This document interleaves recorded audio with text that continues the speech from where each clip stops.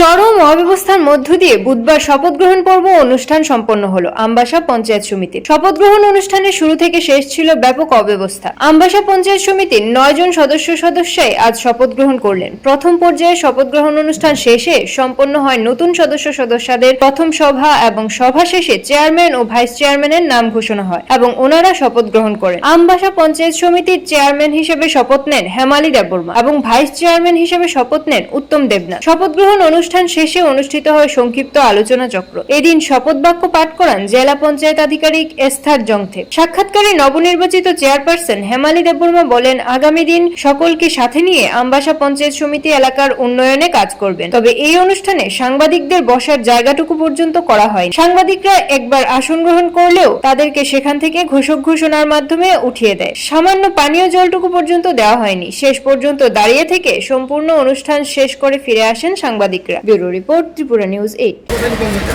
আমরা আশাবাদী আমরা সবাই মিলে কাজ করব এবং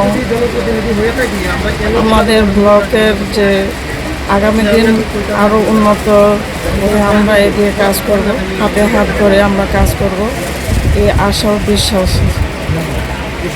তো এই এলাকাবাসীদের উদ্দেশ্যে কি বলতে চান?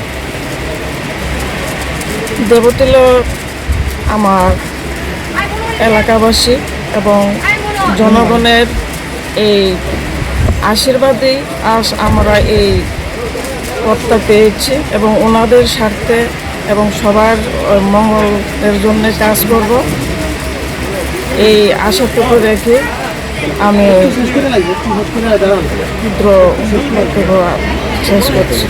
সত্যিই খুব ইম্পর্ট্যান্ট দিন, কারণ কি আমরা গত 1 মাস ধরে আমরা যে কাজের সাথে যুক্ত ছিলাম, যেটা হলো আমাদের পঞ্চায়েত ইলেকশন, সেটা সম্পূর্ণ করে আমাদের আমবাসা আদি ব্লকের নবনির্বাচিত সদস্যগণ এবং ইলেক্টেড নিউ চেয়ারম্যান এবং ভাইস চেয়ারম্যান আজকে ওট টেকিং সেরিমনি ছিল।